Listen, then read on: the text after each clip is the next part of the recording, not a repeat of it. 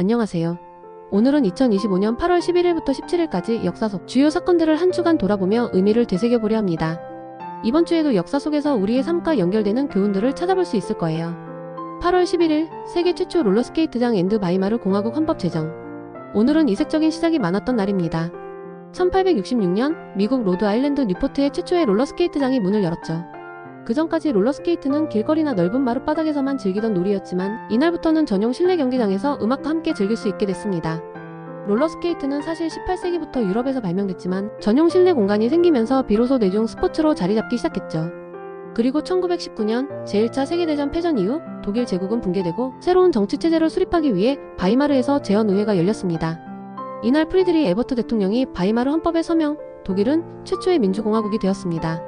헌법은 보통선거, 언론집회 자유, 사회권 보장 등 진보적 조항을 담았지만 동시에 대통령에게 매우 강력한 긴급권을 부여해 훗날 히틀러가 권력을 장악하는 길을 열어주는 부작용도 있었죠. 바이마르 공화국은 정치적 혼란과 경제 위기 속에서 1933년 나치 정권에 무너졌지만 그 민주주의 실험은 훗날 독일 연방공화국 헌법에도 영향을 주었습니다. 이 헌법은 너무 앞서간 민주주의이자 비극의 씨앗이 된 역사적 문서였습니다. 8월 12일 1회 통신위성 그리고 퍼스널 컴퓨터 출시. 기술의 혁신이 일어난 날이기도 합니다. 1960년에 미국 항공우주국 나사는 지구 최초의 통신 위성 에코 1호를 발사했습니다. 위성이라기보다는 직경 30m짜리 거대한 금속 풍선에 가까웠죠. 에코 1의 덕분에 미국 동부와 서부 그리고 대서양 건너 유럽까지 실시간 음성 데이터 통신이 가능해졌습니다. 이 기술은 훗날 인공위성을 통한 국제전화, 위성 TV, 인터넷까지 이어집니다. 그리고 1981년 IBM은 자사 최초의 퍼스널 컴퓨터 모델명 IBM 5150을 공개했습니다. 가격은 $1,565. 지금 돈으로 환산하면 약 5천만 원에 가까운 금액이었죠. 하지만 이전의 거대한 컴퓨터들과 달리 책상 위에 놓을 수 있는 크기와 다양한 소프트웨어 지원 덕분에 폭발적인 인기를 끌었습니다. 특히 IBM이 개방형 아키텍처를 채택해 누구나 호환 부품과 소프트웨어를 만들 수 있었는데 이 결정이 IBM 호환 PC라는 거대한 시장을 만들어냈습니다. 애플, 코모도어, 아타리 등 기존 업체들도 새로운 경쟁에 나서며 PC 대중화 시대가 본격적으로 열렸습니다. 이 두 사건은 이후 우리가 일상에서 사용하는 기술의 토대가 되었죠. 8월 13일 페르세우스 유성우 절정. 우주의 경이로움도 빼놓을 수 없죠. 2025년 8월 12일에서 13일 전 세계 하늘을 수놓던 페르세우스 유성우가 절정을 이룰 예정입니다. 페르세우스 유성우는 매년 7월 17일에서 8월 24일 사이에 관측되지만 절정은 대부분 8월 12일에서 13일 밤에 찾아옵니다.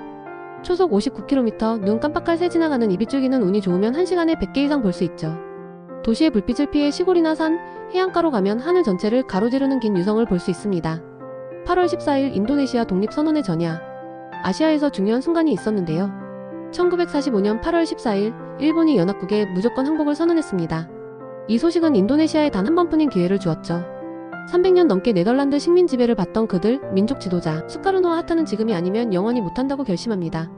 청년단체 페무다의 압박 속에 단 하룻밤 만에 독립선언문이 완성됐고 이틀 뒤 8월 17일 자카르타에서 인도네시아의 독립이 선포됩니다. 8월 14일 그날은 자유를 향한 결단의 순간이었습니다. 8월 16일 미켈란젤로의 다비드 조각 시작.